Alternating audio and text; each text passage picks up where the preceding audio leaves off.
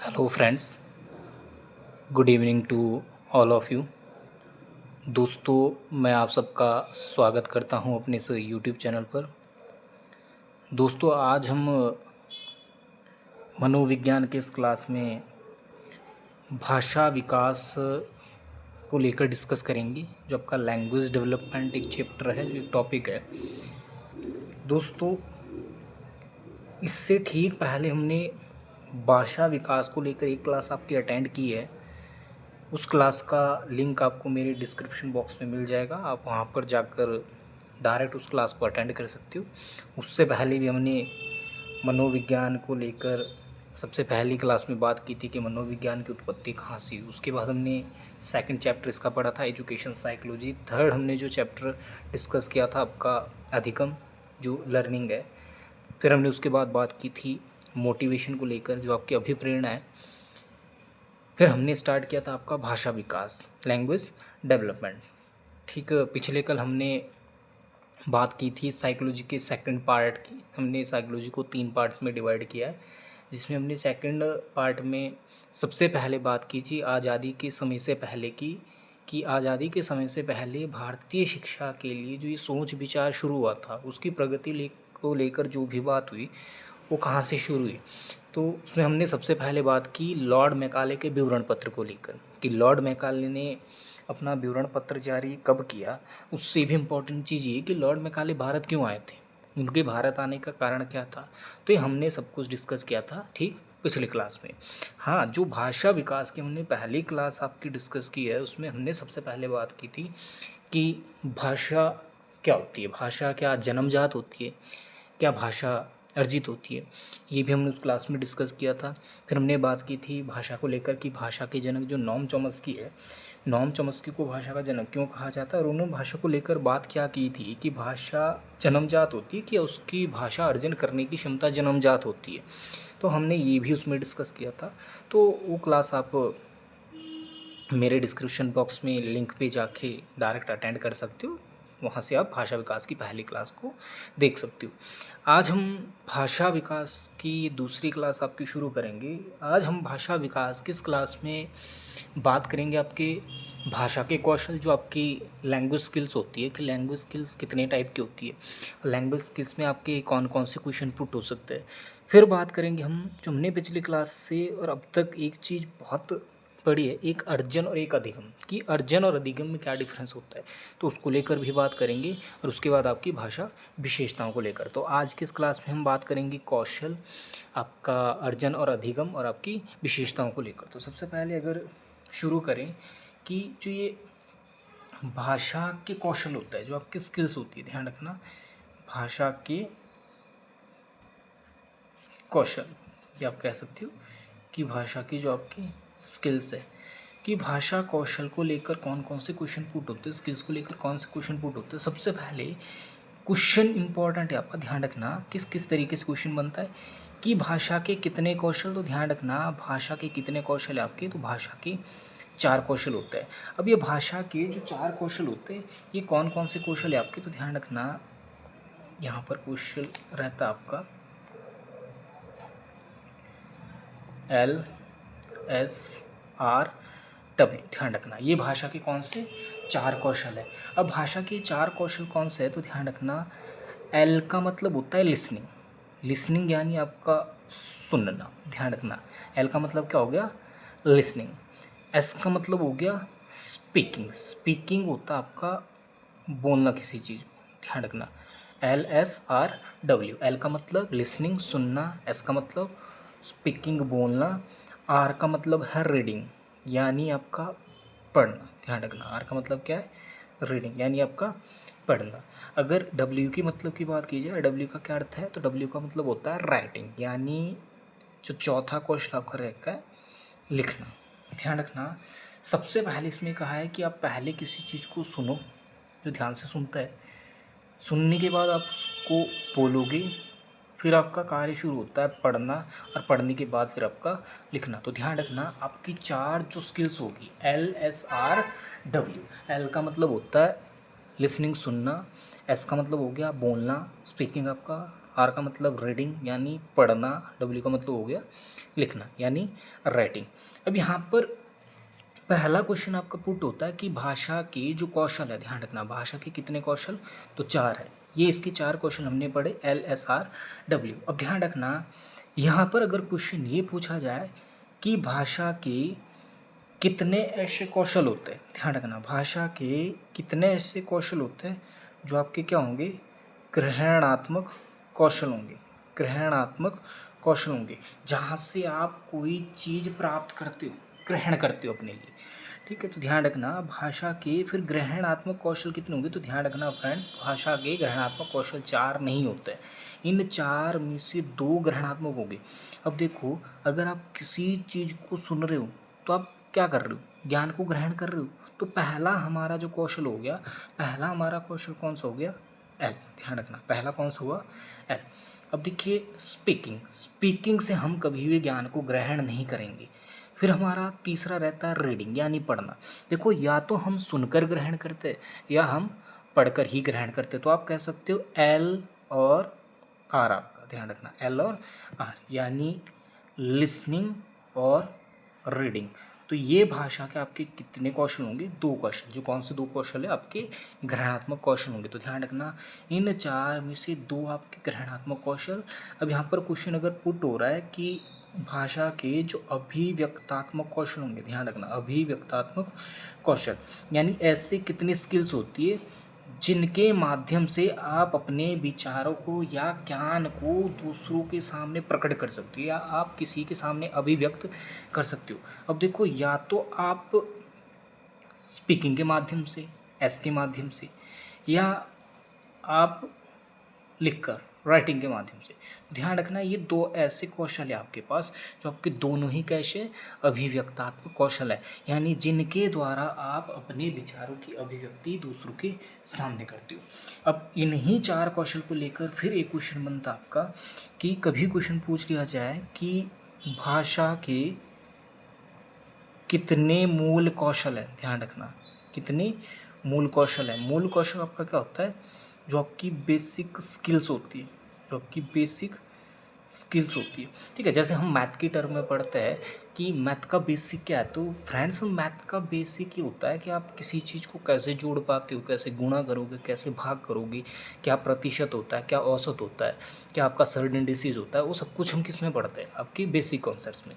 लेकिन अगर आपको डायरेक्ट ही मैथ में प्रॉफिट लॉस करवा दिया जाए या मैथ में आपको डायरेक्ट पढ़ा दिया जाए आपका सिंपल इंटरेस्ट या कंपाउंड इंटरेस्ट, वो कभी बेसिक नहीं हो सकता, वो आपका अर्थमेटिक होता है, ठीक है। या आपसे मैथ में डायरेक्ट बात कर ली जाए स्पेयर या हेमिस्फीयर को लेकर, ठीक है, या कौन हो गया आपका सिलेंडर हो गया, तो आपका अर्थमेटिक या बेसिक्स नहीं होता, वो आपका मेंसुरेशन होता है। और ये तो खैर तभी इंपॉर्टेंट हो जाता है, तभी आप सॉल्व कर पाते हो जो मैथ का बेस क्लियर होता है। तो यहाँ पर बात है आपकी कौशल्स को लेकर कि जो स्किल्स होती है, हम एक बार फिर इसको रिवाइज करते हैं कि कौशल या स्किल्स होगी कितने टाइप की होती है आपकी, 4 प्रकार की, जिसमें लिसनिंग, स्पीकिंग, राइटिंग और रीडिंग और राइटिंग LSRW।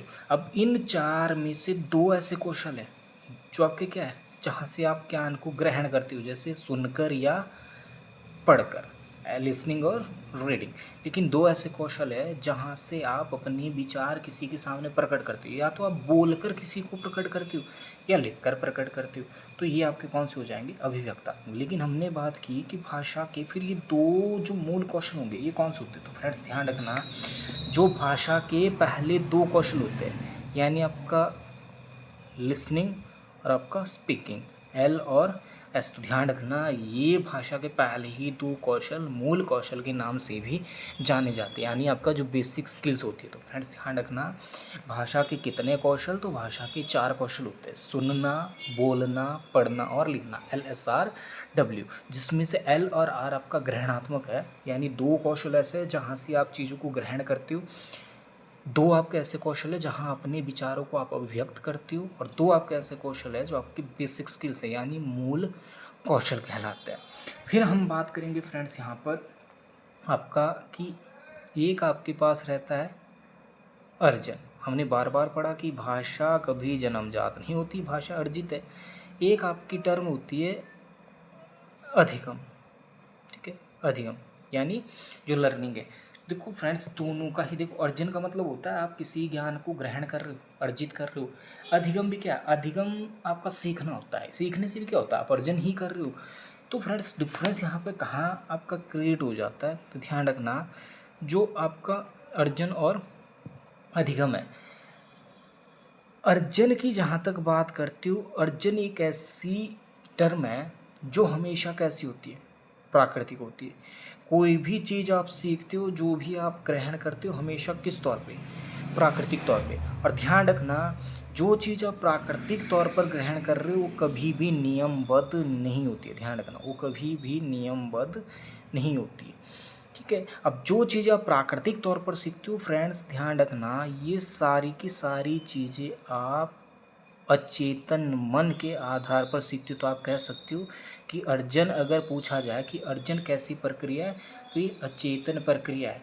किस प्रकार की है, प्राकृतिक है। यानी प्राकृतिक तौर पर जितनी भी चीज़ें आप सीखते हो हमेशा कैसी होती है, अचेतन, यानी अनकॉन्शियस प्रोसेस होता है आपका, अचेतन प्रक्रिया है, और ये आपका अर्जन कहलाता है। अगर मैं बात करूँ कि अधिगम क्या होता है, तो ध्यान रखना बिल्कुल इसके विपरीत। अधिगम आपका क्या होता है, ये बनावटी होता है। आप कह सकते हो ये क्या है, कृत्रिम है, या आप कह सकते हो कि ये कैसा होता है आपका, ये नियमबद्ध होता है। ध्यान रखना, ये कैसा होगा, नियमबद्ध होता है, यानी आपका रूल रेगुलेशन पर ही चलता है। और जितनी आपकी रूल रेगुलेशन पे चलने वाली चीज़ें वो सारी कॉन्शियस होती है, यानी आपकी चेतन प्रक्रिया। ध्यान रखना, ये कैसी प्रक्रिया होती है, चेतन प्रक्रिया, यानी आपका कॉन्शियस प्रोसेस होता है। तो फ्रेंड्स ये ध्यान रखना, अर्जन और अधिगम में दोनों में ही क्या अंतर थे, कि अर्जन आपका प्राकृतिक है, जितनी चीज़ें प्राकृतिक होगी आपकी अनकॉन्शियस प्रोसेस है, अचेतन प्रक्रिया है। अधिगम आपका कृत्रिम होता है, नियमबद्ध होता है, जितनी चीज़ें नियमबद्ध है वो सारी आपकी कॉन्शियस होती है, यानी चेतन प्रक्रिया है। फिर हम बात करेंगे विशेषताओं को लेकर कि भाषा की क्या विशेषता होती है। तो फ्रेंड ध्यान रखना, सबसे पहली भाषा की जो विशेषता है कि भाषा प्रतीकात्मक होती है, यानी सिंबॉलिक होती है, ठीक है। प्रत्येक भाषा के अपने चिन्ह होते हैं, अपने संकेत होते हैं। तो ध्यान रखना, भाषा कैसी होगी, प्रतीकात्मक। फिर हमने बात की कि भाषा कैसी होगी, आपकी परिवर्तनशील होती है, ठीक है। भाषा हमेशा परिवर्तनशील है, और परिवर्तन प्रकृति का ही नियम है। आप देखिए कि हर 25 किलोमीटर के बाद, ठीक है, मान लीजिए कोई भी कस्बा हो सकता है, हर 25 किलोमीटर के भाषा में परिवर्तन देखने को मिलता है। और वर्तमान समय की बात करूँ, अब तो खैर 1 से 2 किलोमीटर के बाद भी आपको भाषा में कुछ ना कुछ परिवर्तन मिलता है। तो भाषा कैसी होती है, परिवर्तनशील है। तीसरा हम बात करेंगे कि भाषा कैसी होती है, तो भाषा विचार अभिव्यक्त करने का माध्यम है, यानी आप सीधा कह सकते हो कि भाषा क्या है, संप्रेषण का माध्यम है। ये हमने पहली क्लास में डिस्कस किया कि भाषा क्या होती है, संप्रेषण का माध्यम। संप्रेषण क्या, आपका कम्युनिकेशन होता है। फिर बात की कि भाषा अर्जित होती है, ये बात भी हमने पहली क्लास में की थी कि भाषा कभी जन्मजात नहीं होती है, भाषा हमेशा कैसी होती है, अर्जित होती है। नोम चॉम्स्की ने भी कहा था कि भाषा जन्मजात नहीं है, लेकिन भाषा को अर्जन करने की जो क्षमता होती है, आपकी एफिशिएंसी होती है, वो आपकी जन्मजात हो जाती है, जिसके लिए उन्होंने एक यंत्र को जिम्मेवार बताया, आपका लैड या लैंग्वेज एक्विजिशन डिवाइस। फिर बात करेंगे कि भाषा लिखित भी होती है, मौखिक भी होती है, और आपकी सांकेतिक भी होती है। तो ये भाषा के प्रकार है कि लिखित, मौखिक और सांकेतिक। फिर बात करेंगे कि भाषा कैसी होती है, तो भाषा ध्वनि में होती है। कैसी होती है, भाषा ध्वनि में होती है। भाषा कार्यों का संचार करती है। ध्यान रखना, किसी भी कार्य का जो संचार करती है कौन करती है, भाषा करती है। भाषा भावात्मक होती है। ध्यान रखना, प्रत्येक भाषा के साथ हमेशा भाव जुड़े होते हैं, ठीक है। भाषा के साथ हमेशा इमोशन कोरिलेट होता है। फिर भाषा वर्णात्मक होती है, यानी अल्फ़ाबेटिक होती है। तो ध्यान रखना, भाषा में वर्ण भी सम्मिलित होता है। तो फ्रेंड्स, इससे पिछली क्लास में भी हमने भाषा विकास को लेकर पढ़ा, आज भी हमने भाषा विकास में चर्चा की। तो भाषा विकास में थोड़ा सा ओवर रिव्यू करते हैं कि हमने दूसरी क्लास में क्या बात की। भाषा में हमने पढ़ा भाषा विकास में, भाषा विकास के कौशल, यानी जो उसकी स्किल्स है, भाषा विकास के जो कौशल है वो कितने हैं, 4 है। लिसनिंग, स्पीकिंग, रीडिंग और राइटिंग, LSRW। अब 4 में से 2 आपके ग्रहणात्मक है, जहाँ से आप चीज़ों को ग्रहण करते हो, जैसे लिसनिंग और रीडिंग, यानी या तो सुनकर या आप पढ़कर। फिर भाषा के जो अभिव्यक्तात्मक कौशल है वो भी दो है, जैसे स्पीकिंग बोलकर या राइटिंग लिखकर, या बोलकर या लिखकर आप अपने विचार अभिव्यक्त करते हो। इन चार में से भाषा के दो मूल कौशल है, बेसिक स्किल्स है एल और एस, लिसनिंग और स्पीकिंग। ये दो आपके क्या है, मूल कौशल है आपके, बेसिक स्किल्स है। फिर हमने बात की भाषा अर्जन और अधिगम में क्या डिफरेंस होता है। अर्जन एक प्राकृतिक प्रक्रिया है, जितनी भी प्राकृतिक प्रक्रिया होगी सारी आपकी अनकॉन्शियस प्रोसेस होता है, अचेतन प्रक्रिया है। हमने बात की अधिगम क्या होता है, तो अधिगम बिल्कुल अर्जन के विपरीत होता है, ये कृत्रिम है, नियमबद्ध है, यानी कॉन्शियस प्रोसेस है, चेतन प्रक्रिया है। फिर हमने बात की कि भाषा की क्या विशेषता होती है, तो भाषा प्रतीकात्मक होती है, सिंबॉलिक होती है, भाषा परिवर्तनशील होती है। हर 25 किलोमीटर के बाद भाषा में कुछ ना कुछ परिवर्तन देखने को पाया जाता है। भाषा विचार अभिव्यक्त करने का माध्यम है, आप कह सकते हो कि ये संप्रेषण का एक माध्यम है। भाषा अर्जित होती है, हमेशा भाषा कैसी होती है, अर्जित होती है। भाषा कभी भी जन्मजात नहीं होती है। हाँ, भाषा को अर्जन करने की जो क्षमता होती है, जो आपकी एफिशिएंसी कैपेबिलिटी होती है, वो हमेशा जन्मजात होती है, जिसके लिए नॉम चॉम्स्की ने लेड जो आपका एक यंत्र है उसको जिम्मेवार माना, जिसको उन्होंने यूनिवर्सल ग्रामर की संज्ञा भी दी थी। फिर हम बात करेंगे कि भाषा लिखित है, मौखिक है और सांकेतिक है। फिर हमने पढ़ा था कि भाषा ध्वनि में होती है, साउंडेबल होती है। भाषा कार्यों का संचार करती है, ठीक है, आपके वर्क को जो है डायरेक्शन देती है भाषा, तो कार्यों का संचार कौन करती है, भाषा। भाषा भावात्मक है, यानी इमोशन के साथ कोरिलेट होती है। भाषा वर्णात्मक है, भाषा आपकी अल्फ़ाबेटिक भी है। तो ये हमने बात की थी भाषा विकास को लेकर अभी तक। तो फ्रेंड्स, भाषा विकास में अब भी आपकी बहुत सारी इम्पोर्टेंट चीज़ है, उसको हम नेक्स्ट क्लास में डिस्कस करेंगे। तो अंत में वही कि आप इस क्लास को ज़्यादा से ज़्यादा या इस वीडियो को ज़्यादा से ज़्यादा लाइक करें, शेयर करें और चैनल को सब्सक्राइब करना ना भूलें। आप चैनल को सब्सक्राइब करोगे तो मेरी हर एक वीडियोस आपको प्रोवाइड हो जाएगी, और जितने ज़्यादा से ज़्यादा आप शेयर करोगे तो हर ये वीडियो उतने ही बच्चों को जो है प्राप्त हो जाएगी, जहाँ से बच्चा साइकोलॉजी की अलग अलग कॉन्सेप्ट को जो है आसानी से रीड कर सकता है। तो फ्रेंड्स, आज की क्लास के लिए इतना ही। आप लोगों का बहुत बहुत धन्यवाद।